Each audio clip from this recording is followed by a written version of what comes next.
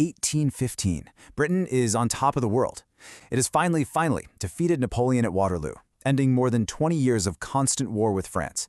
You'd think, right, this would be a time for celebration, for prosperity, a golden age even. But that's not what happened. Not even close. The nation found itself teetering on the very edge of a violent revolution. So what on earth went wrong? Well, let's dive in and find out. And this, right here, is the big question we're tackling today. How could a country that just won this massive, generation-defining war be so completely broken on the inside? Well, the answer, as we'll see, is a perfect storm of economic collapse, social chaos, and a government that was just completely unprepared for peace. All right, so first up, let's set the scene.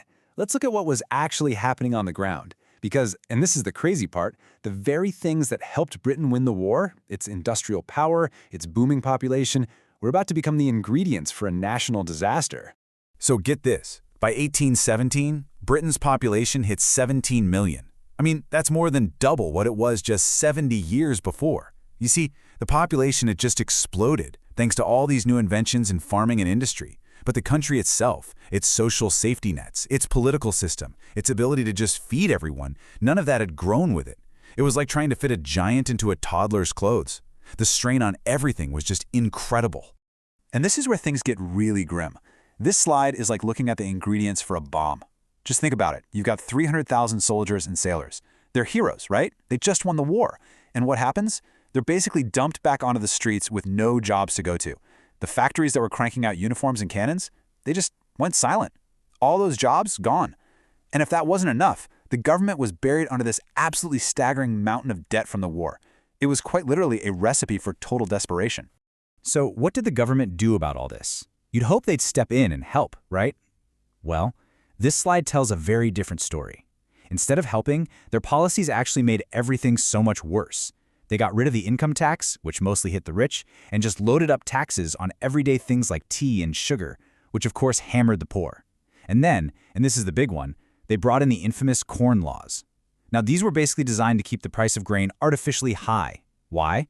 To protect the profits of the wealthy landowners who, surprise, surprise, were the ones sitting in parliament. So the bottom line is, while these rich landowners were raking it in, the price of bread, the one thing that most families relied on to survive, went through the roof. People were literally starving.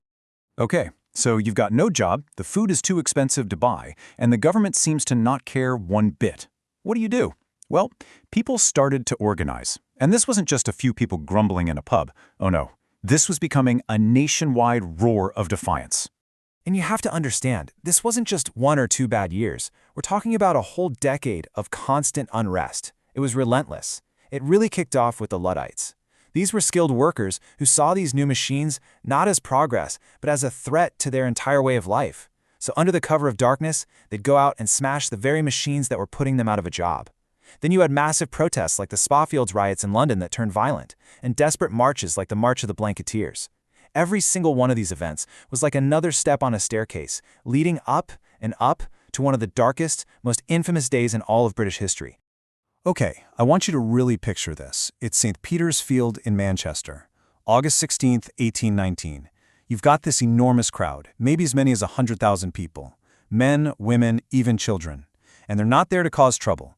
They're dressed in their Sunday best. They're carrying banners calling for the simple right to vote. This wasn't a mob. It was a peaceful, organized movement. But the local authorities, they panicked. They completely lost their nerve.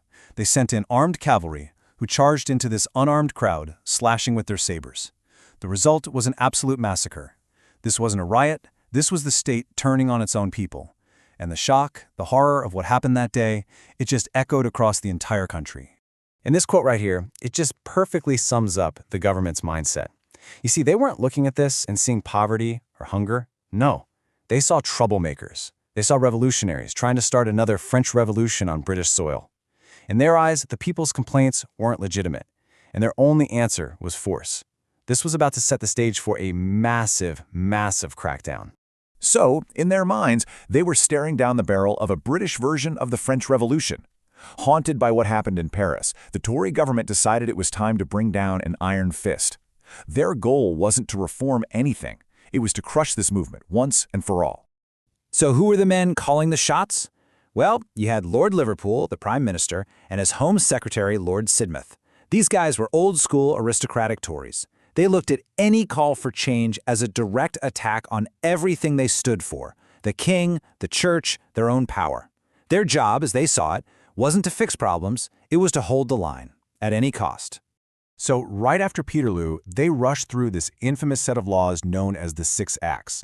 And what's so fascinating about this is just how methodical it was. This was a surgical strike designed to completely suffocate the protest movement. For instance, they went after the radical newspapers, the main way people got their information, by slapping huge taxes on them. Suddenly, they were too expensive for ordinary people to buy. Genius in a terrible way. And they basically outlawed those big public meetings, which had been the lifeblood of the movement. It was like a legal iron fist, closing tight around every single form of protest they could think of. So, this brings us to the big question. Did it actually work? Did the government's iron fist strategy solve the crisis? Well, the answer really depends on what you mean by work. Okay, let's look at the case for yes. From the government's point of view, you could absolutely argue it was a success. A brutal one, but a success nonetheless. I mean, look at the facts. A full-blown revolution didn't happen. They were very effective at using spies and informants to break up plots before they could even get started. They used the army to shut down riots, and a lot of these really harsh laws were only temporary. Once things calmed down, they were repealed. From their perspective, they'd stared into the abyss and held the state together. But there is a huge but, and it's a powerful counterargument. Because while they stopped the protests, they completely ignored the reasons for the protests. They treated it like a crime problem, not an economic disaster. Think about it. Their own policies, like the Corn Laws, were actively making people's lives harder. The men in charge came across as completely out of touch, like they just didn't care. So sure, they got order in the short term, but what they really did was create this deep, simmering resentment that would fuel the fight for reform for decades to come. In fact, you can draw a straight line from this period to future movements like the Chartists and the eventual Great Reform Act of 1832. And that really leaves us with this one final really tough question. Lord Liverpool's government chose order. They chose stability. But they did it at the expense of liberty, and by ignoring the suffering of millions. Was it the right call? Is order worth the price of liberty? It's a question that never really goes away, and it forces us to think about that difficult balance every society has to strike between security and freedom.